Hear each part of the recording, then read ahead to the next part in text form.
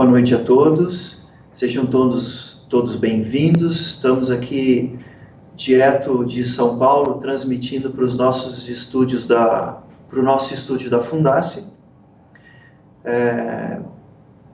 em Ribeirão Preto, e iniciando mais um webinar do curso EAD, Tópicos Contemporâneos e Contabilidade Pública. Esse é o terceiro webinar que a gente está promovendo. Especificamente esse webinar nós vamos fazer uma reflexão sobre as normas contábeis e as decisões associadas aos regimes próprios de previdência social.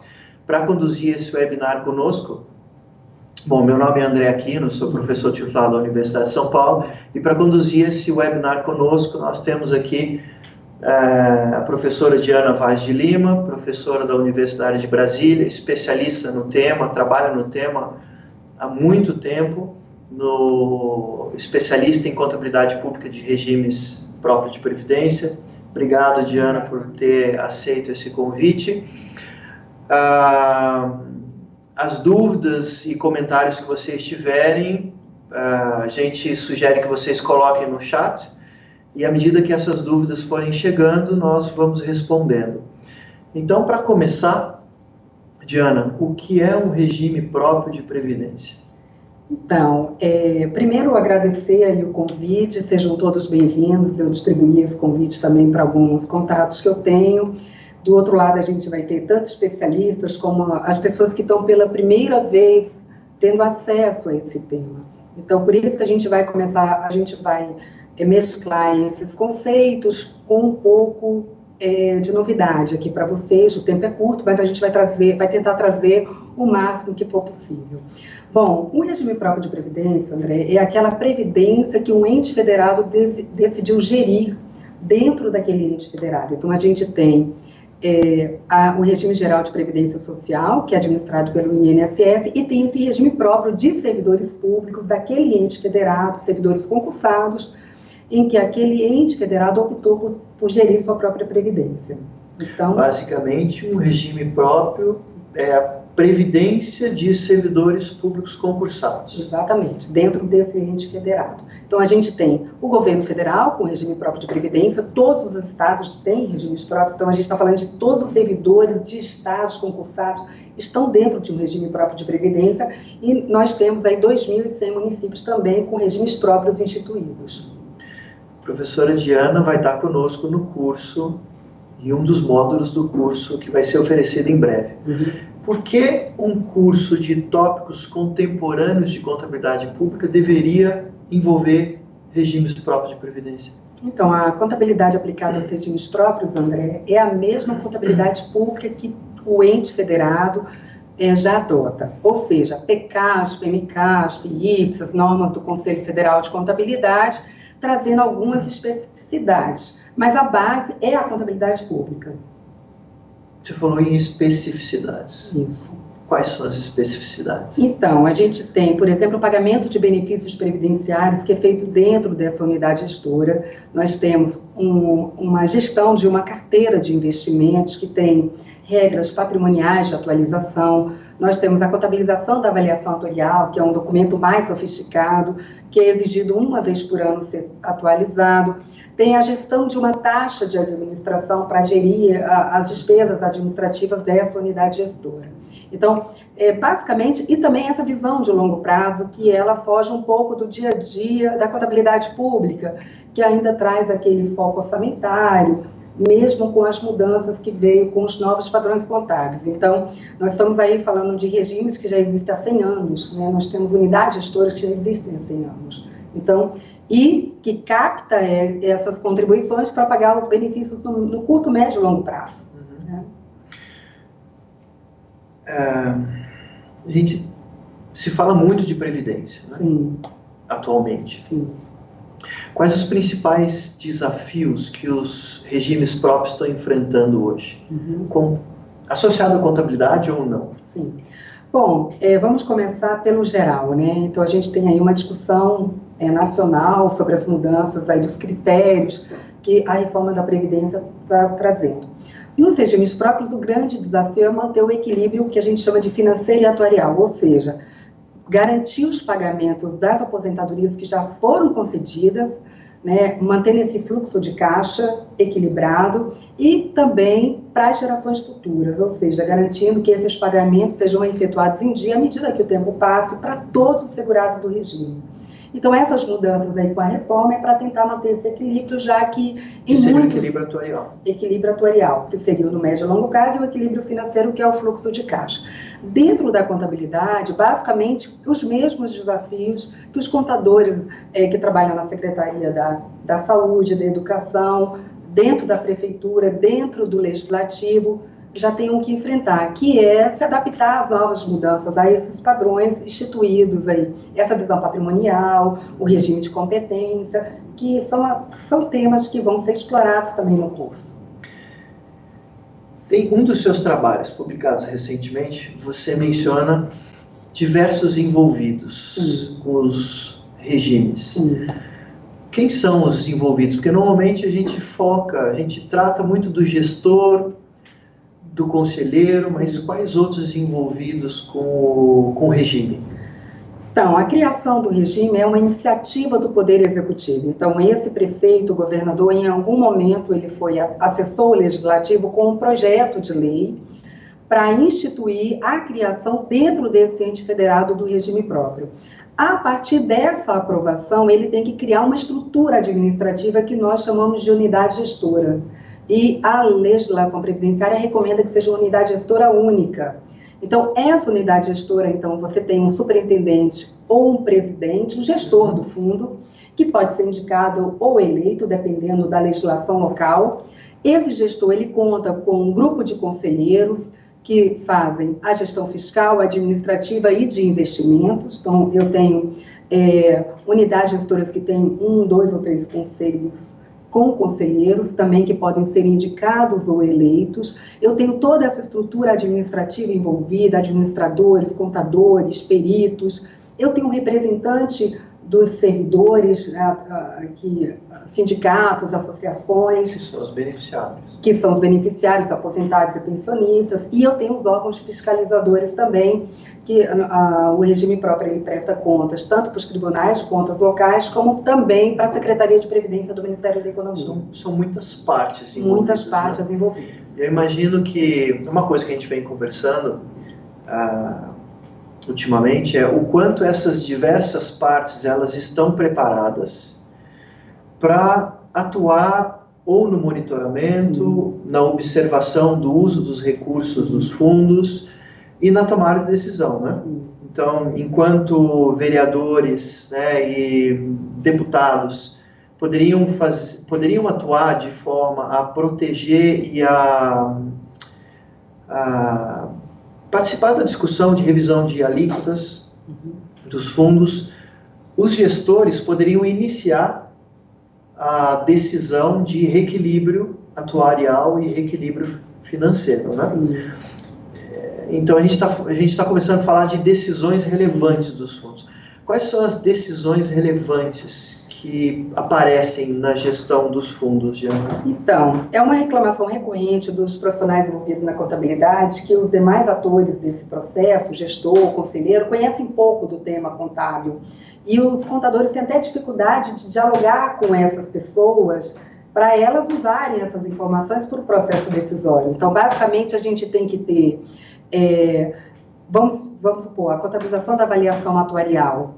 Ela é fundamental, por exemplo, para os conselheiros e o gestor acessar o prefeito e acessar os vereadores, quanto é preciso de alíquota de contribuição do servidor para manter o equilíbrio desse fundo. Então, é uma informação contábil muito relevante que parte, por exemplo, de um documento que se chama avaliação atuarial, que você é elaborado por um atuário, seja ele contratado, seja ele do próprio quadro, e com esse documento, que tem muitas informações envolvidas, projetando a contribuição dos servidores, os benefícios a serem pagos, para que esse gestor tenha condições de dialogar, por exemplo, com o legislativo, para aumentar a alíquota ou para ajustar a alíquota de modo que ela seja equilibrada. Por exemplo, a carteira de investimentos é um desafio para os gestores dos fundos lidarem com a oscilação do mercado. Então, normalmente, ele tem consultores contratados que ajudam nisso, certificados, os conselheiros também precisam conhecer, mas a contabilidade, ela atualiza esses valores mensalmente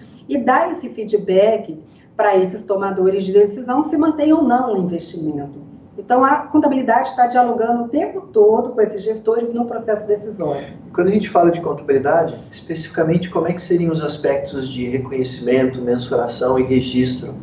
Então, um pouquinho, não fala tudo, porque senão a gente antecipa, né? Pois é, mas assim, o grande desafio dos padrões internacionais é que a gente tira esse foco da visão orçamentária, que era basicamente empenhar, liquidar e pagar despesas, e você traz a questão patrimonial mais presente. O regime próprio já nasceu com essa gênese, porque lá, desde a portaria 916, que foi publicada em 2003, a gente já exigia esses procedimentos patrimoniais. Então, agora eles estão sistematizados nos manuais lá do Tesouro. Mas eu tenho ali, por exemplo, o reconhecimento da atualização da carteira valor de mercado, que não é uma coisa que era feita no dia a dia de uma gestão pública, muito específica, né? Eu tenho esse tratamento da avaliação atuarial, que é uma provisão de longo prazo. Então, como a gente sempre trabalhou com foco no orçamento, era ali de 1º de janeiro a 31 de dezembro. E eu tenho uma avaliação projetando benefícios de 35 anos. Né? Então, esse aspecto patrimonial, ele também é novo. Ele não é muito novo no regime próprio, porque desde a legislação 916 já é exigido, mas ele é novo dentro de um ente federado público, né?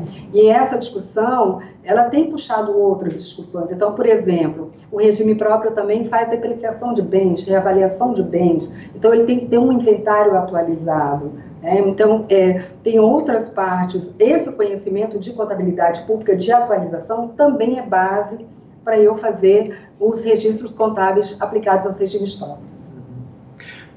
Você mencionou que a regulação é mais antiga, né? Você estava dando um pequeno histórico. Sim.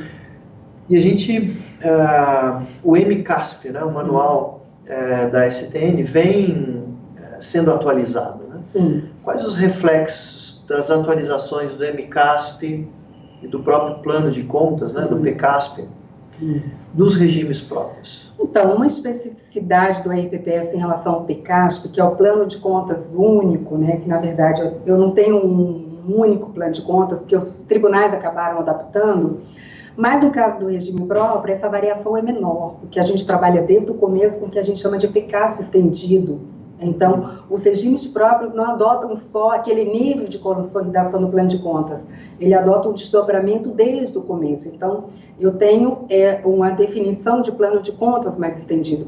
O MCASP, ele tem um capítulo aplicado ao RPPS, mas ainda bem superficial. Tem as instruções de procedimentos contábeis, as IPCs que são publicadas pelo Tesouro. Por exemplo, recentemente a gente teve a IPC 14, que é válida facultativamente para 2019 e obrigatoriamente para 2020. Mas essa IPC ela ainda está passando por ajustes.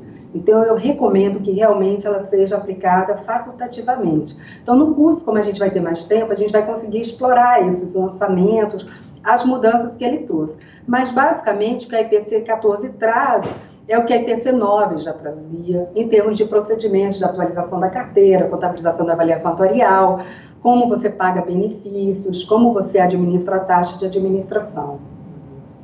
Você publicou, novamente volta aquele estudo, que mostrando o desempenho dos fundos, né? Inclusive, a gente fez parceria nesse trabalho, né? Eu divulguei já para vários grupos que eu faço parte, mas a gente olhou também a perspectiva da governança dos regimes próprios, não só a questão contábil e financeira propriamente dita, sim, mas também. Então, a gente viu como é que essa relação do repasse em dia da contribuição patronal ou não, se o porte do município tinha diferença, se o fato de ser um gestor, um conselheiro indicado.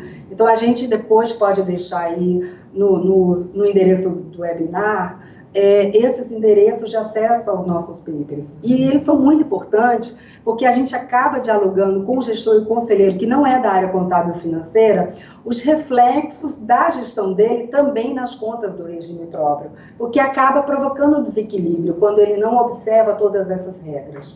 Uma das coisas que foi observada lá é a interrupção de contribuições. Sim, né? Isso é muito sério. A interrupção de contribuições poderia ser facilmente observada pelo acompanhamento dos relatórios. Sem né? dúvida. E esse monitoramento poderia ser feito por observatórios sociais, pelo sindicato, pelo legislativo, com simples acompanhamento da contabilidade. Verdade. A informação está disponível, né, para a tomada de Inclusive decisão. pelos conselheiros. Sem dúvida. Mas normalmente é levada pelo próprio gestor no debate dos conselhos, né? Mas a gente tem vários fatores envolvidos que no nosso paper, inclusive, a gente discute, né? Como é essa relação dessas pessoas que estão gerindo em manter, em preservar esse fundo, né? Você acha, Diana, que assim, a gente tem uma discussão muito grande de carreira, né, dentro da formação contábil. E conselheiros de fundos e gestores de fundos seriam oportunidades a serem consideradas para quem quer se especializar na área, né? Sem dúvida. O que você tem a dizer para a gente da especialização em regime próprio de previdência? Então, na área financeira, na área de investimentos, o Ministério já institucionalizou isso através de certificações. Mas a gente não tem isso ainda na área contábil. Você não precisa ser um especialista para ser contador de regime próprio, né? É muito comum, por exemplo, o contador migrar da prefeitura para dentro do regime e aprender no dia a dia ali. Então, quando ele consegue acessar um curso de atualização, ele consegue ver o que ele precisa completar do conhecimento que ele tem para ele conseguir exercer o papel dele com mais propriedade.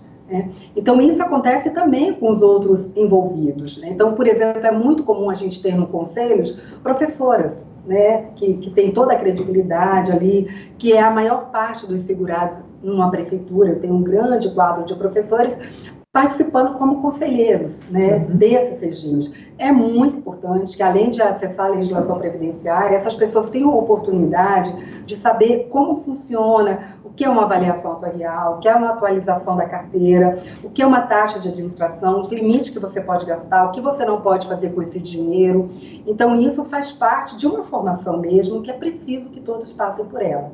E o Ministério tem alguns mecanismos que ele avalia a governança, que é o indicador de situação previdenciária, tem um manual para gestão, tem o próprio CRP, que é um certificado que o Ministério emite regularmente para atestar se essa gestão está sendo feita conforme a definição normativa.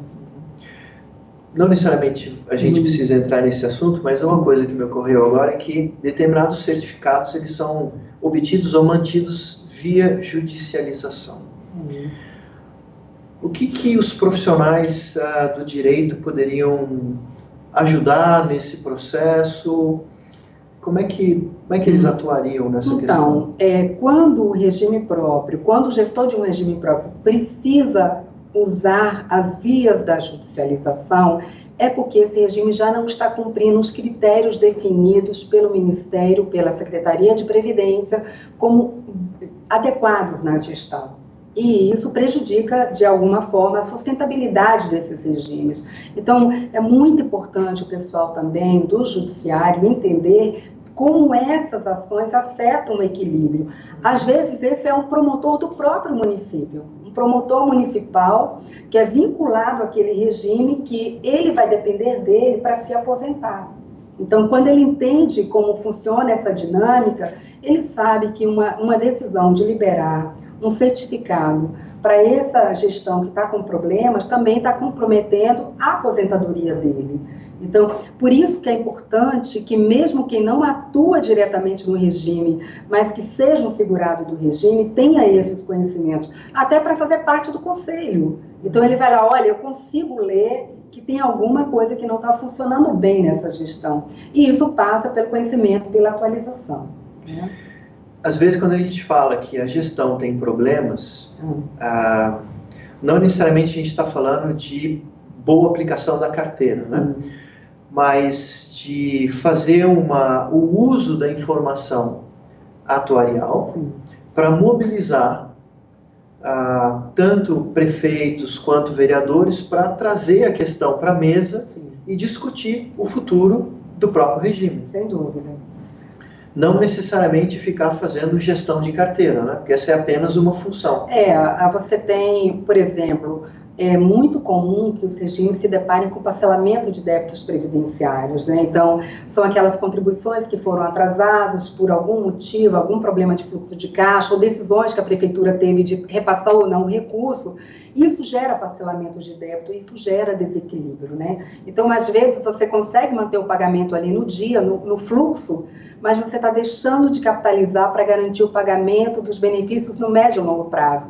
E isso vai acabar afetando a fonte, o fluxo de caixa da própria prefeitura, que no futuro próximo vai ter que repor aqueles recursos que deixaram de ser repassados. Então é um ciclo que é vicioso, a gente tem que romper para a gente ter uma gestão mais eficaz.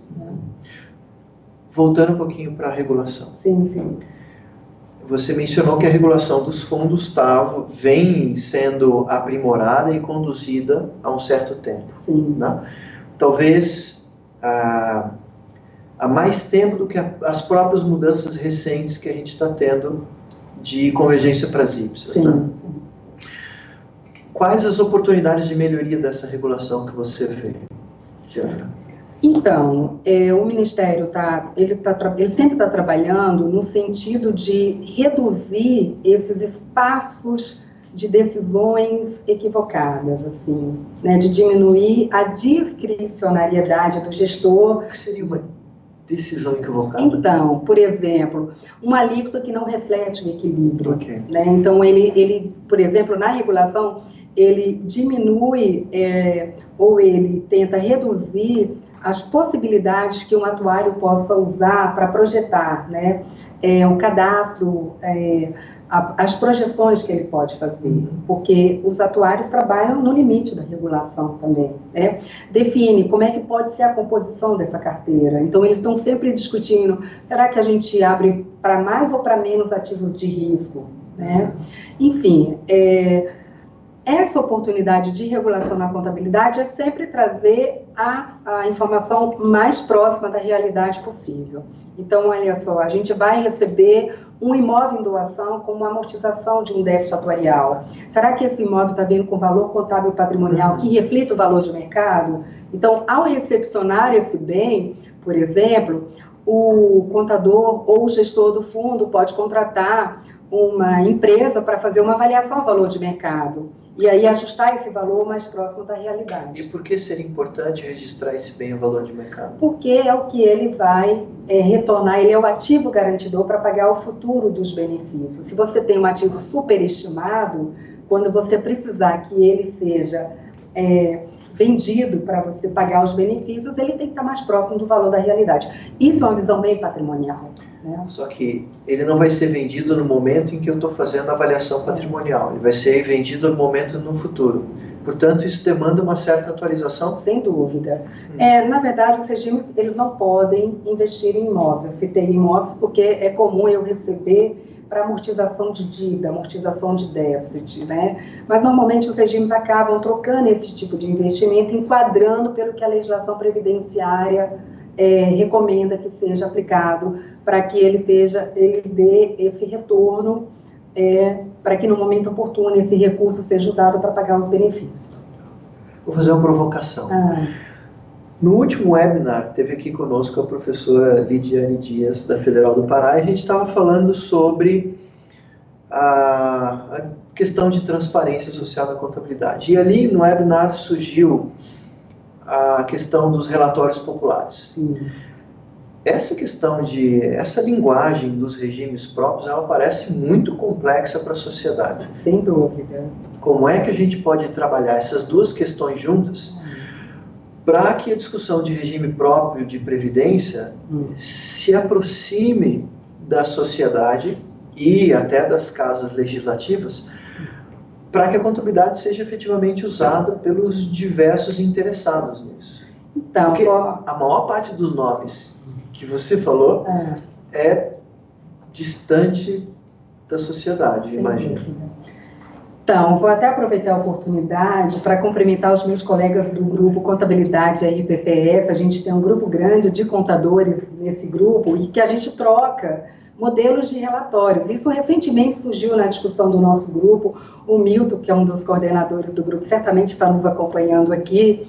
Então, a gente tenta desmistificar essa linguagem, mas é uma dificuldade que nós, contadores, também temos de aproximar dos tomadores de decisão. Mas, basicamente, por exemplo, nesses modelos que a gente trocou, a gente relaciona quanto essa unidade gestora, esse regime próprio, já conseguiu capitalizar de recursos, quais são os benefícios que foram pagos naquele mês, quantas pessoas se qualificaram para ser beneficiada. Então, assim, existe maneiras da gente evidenciar que não seja necessariamente falando de um parecer atuarial, que é muito complexo, né? Ou de uma alíquota de contribuição, mas basicamente assim, quanto entrou de receita, quanto eu fiz de despesa, quanto sobrou nesse mês, juntando com o que eu capitalizei, quanto é que eu já tenho, e os benefícios projetados. Então, é uma linguagem que qualquer pessoa, qualquer gestor que entenda um pouco de fluxo de caixa,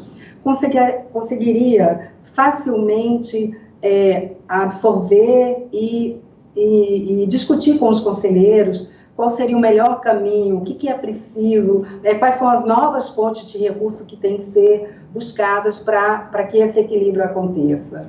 Então, tem formas e formas da gente fazer, e isso já é discutido lá nos nossos grupos. Muito bom. Tentando fazer uma associação com o primeiro webinar que a gente teve de softwares de contabilidade. Sim. Você circulou bastante por diversos fundos. Eu também sei que você dá palestras em diversos estados falando e tendo contato com gestores de fundo. O que você observa, Diana, na realidade dos fundos, em termos de sistemas de informação, de organização da informação? Como é que a contabilidade está organizada nos fundos? Olha, você tocou num ponto crítico. Nós, contadores, temos enfrentado sistemas muito precários, né? Então, essas mudanças recorrentes que vêm do órgão regulador, ela exige um poder de atualização que, normalmente, os entes subnacionais, principalmente os municípios, não têm, sabe? Então, essa dificuldade de ter um sistema que esse contador possa fazer uso com segurança para gerar informações para o SICONF, para o Tribunal, para o Ministério da Previdência, que é a Secretaria de Previdência, é um limitador. Então, eu tenho, por exemplo, eu acredito que o pessoal do Tribunal de Contas do Rio de Janeiro falou para mim que ia participar, abraço aí para os tribunais, certamente a gente tem vários auditores aqui acompanhando. Eu tenho discutido, por exemplo, a necessidade de uma certificação de sistemas contábeis no Brasil, um selo. É um projeto, inclusive, que eu estou trabalhando dentro da Confederação de Municípios, não só de um selo para sistemas contábeis, mas para simplificação de normas para pequenos municípios. Então, essa é uma discussão que a gente já faz, o Tesouro tem acompanhado, o Serpro tem acompanhado, mas realmente é um mercado que é uma oferta de serviço, né? E o nosso, essa dificuldade de manter as mudanças sempre estão acontecendo numa velocidade que a maior parte dessas empresas não consegue acompanhar. Isso é uma discussão muito importante, porque eu tenho sistemas que a gente não são tão confiáveis assim, e às vezes eu gero uma informação que não está atendendo ao usuário da informação. Muito bom.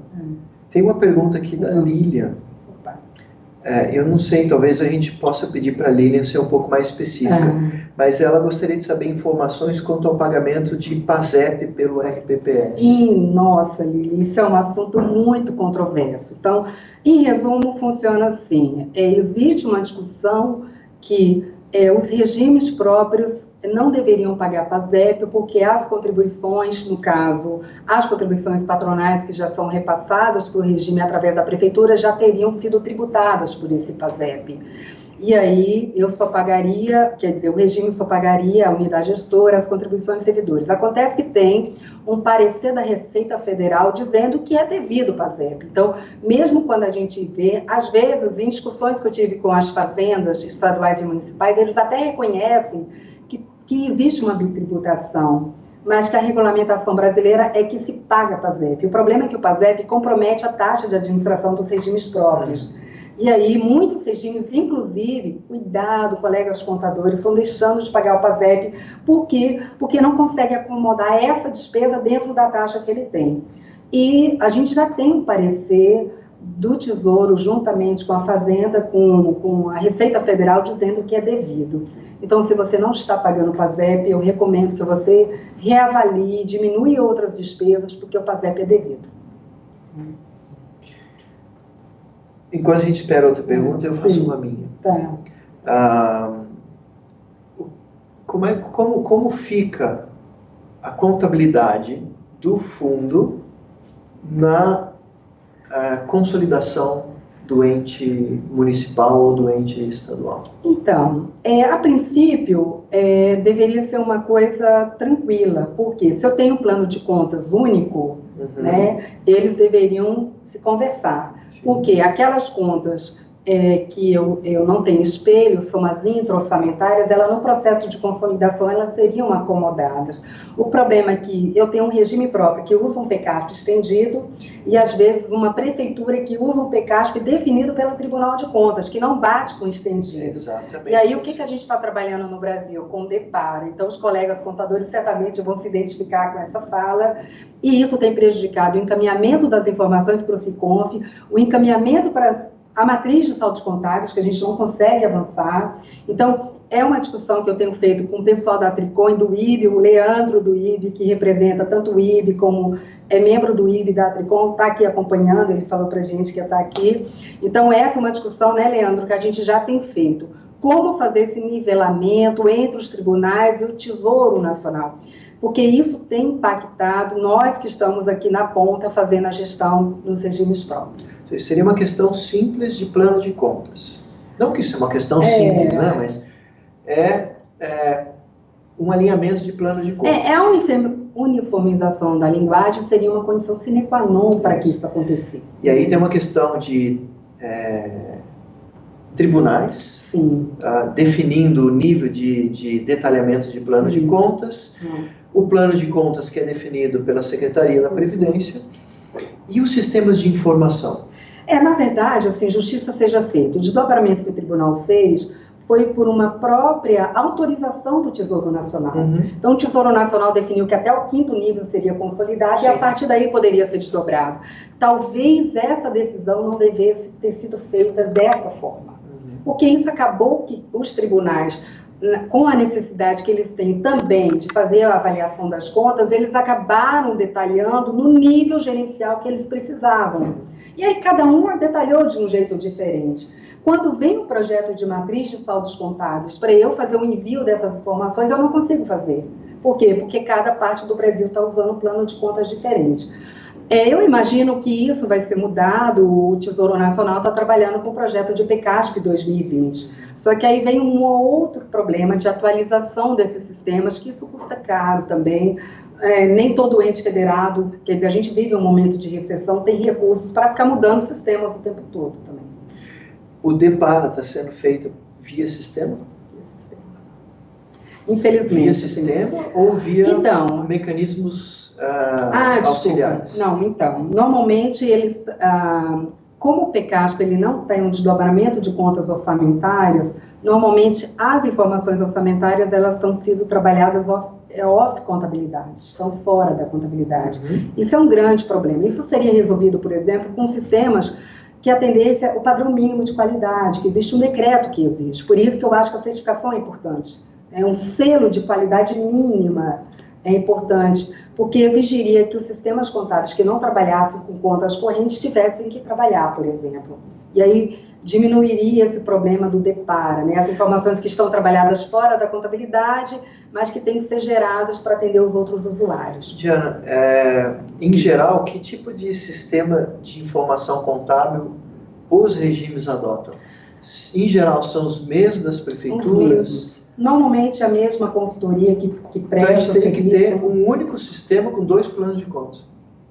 Às vezes eles têm 2 ou 3 contabilidades paralelas para atender dependendo do usuário. E isso tem sido um problema, porque às vezes gera uma informação para o tribunal e outra para o SICONF.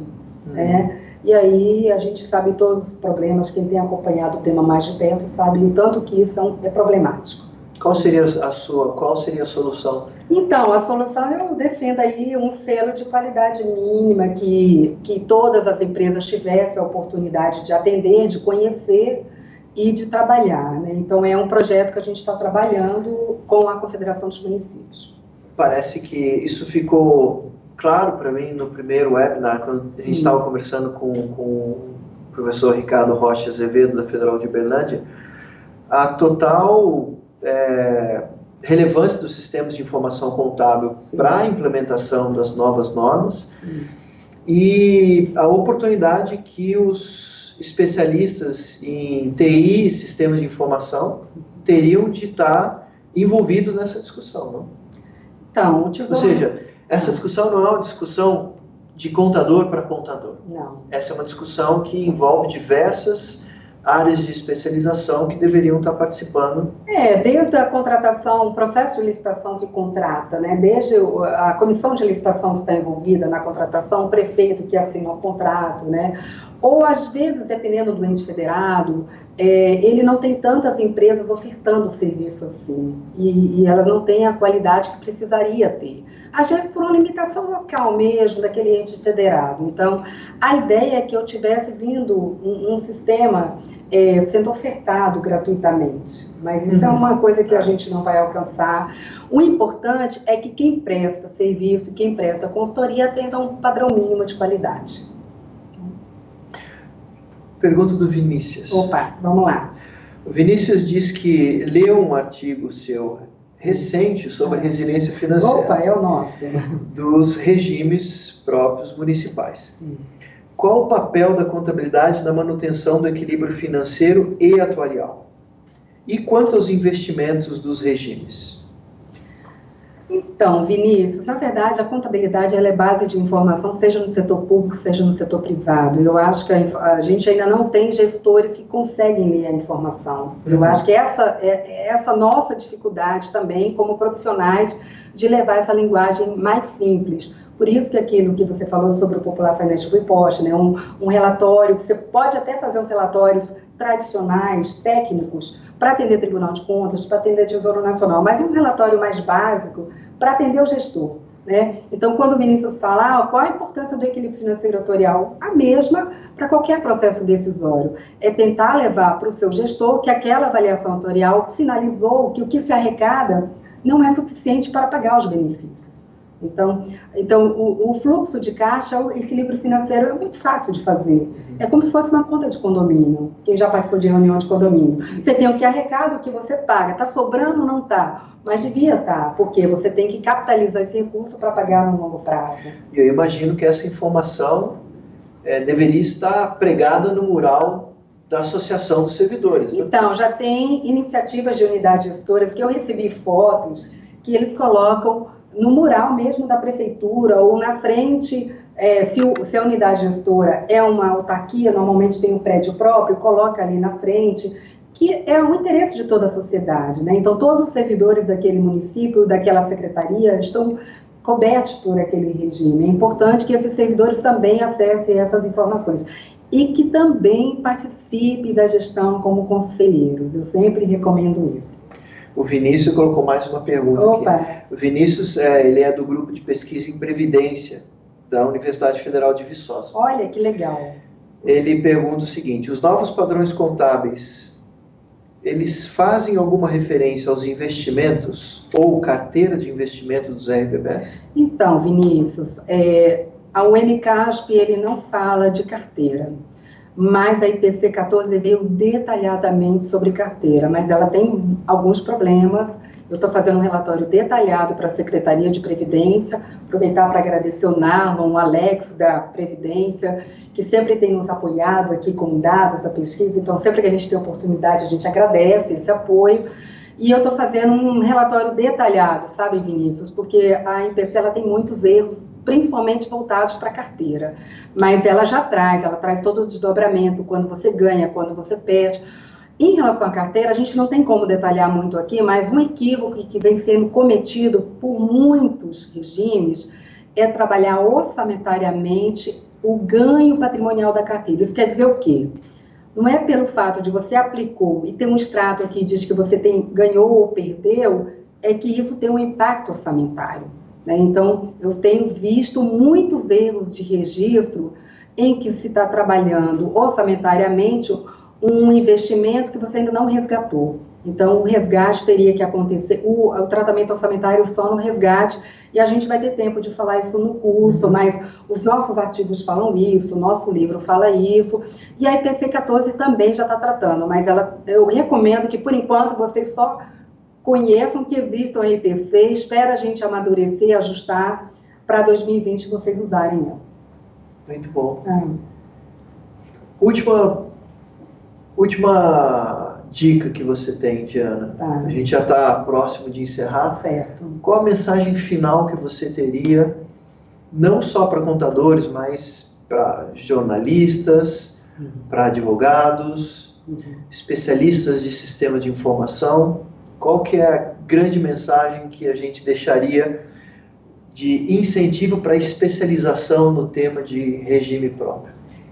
Então, Previdência é um tema que afeta todos nós, né? Tanto é que a reforma da Previdência está impactando, né, toda essa discussão, envolvendo o Congresso, Executivo, as pessoas estão na rua preocupadas com isso. Quando você tem conhecimento do que está acontecendo, sabe ler a informação, você fica menos angustiado, né? Sem contar que a contabilidade é uma ciência social, ela evolui conforme evolui a sociedade. Então, as normas mudam para adaptar as mudanças sociais. Por exemplo, com a reforma da Previdência, certamente vão mudar muitas das normas que hoje estão em vigor. Se você não se atualiza, você vai continuar trabalhando com a informação de uma norma que não vale mais e que vai ser atuado pelo tribunal, pela Secretaria de Previdência, enfim. Então, essa atualização, ela é constante. A maior parte dos regimes reservam a parte da taxa de administração para fazer esse tipo de atualização. Inclusive, o nosso módulo, ele é considerado educação previdenciária, né? Então, você pode, por exemplo, fazer uso da taxa para fazer cursos, para participar de congressos, as associações de previdência o tempo todo. Deixar um abraço para a Leia, que é lá da Associação de Previdência, lá de Cabedelo, na Paraíba, minha amiga certamente está acompanhando, que é uma gestora que fez parte lá das nossas entrevistas. A gente tem vários gestores de fundos aqui, que também, apesar de não serem contadores, estão interessados aqui no tema também. Então, é importante que a atualização seja constante, porque as normas evoluem e quase sempre a gente está tendo norma publicada, sendo atualizada. Então, com a reforma, então, a gente vai ter muitas mudanças, certamente. Muito bom, Diana. Bom, fechamos por aqui. Certo. Agradecendo a presença da professora Diana, vai estar conosco no curso, e aí muitas outras dúvidas que surgirem, certamente a gente vai tratar. Agradecer a presença de quem nos acompanhou. Esse vídeo e o vídeo dos webinars anteriores, eles continuam disponíveis para quem se inscreveu. E provavelmente em alguns dias nós vamos deixar alguns highlights, alguns trechos desses webinars disponíveis para acesso amplo na internet. Mais uma vez, obrigado, Diana. Obrigada, agradecer a presença aí de todo mundo e a gente vai ter outros momentos como esse. Sim. Um abraço, pessoal. Um abraço. Boa noite. Até logo.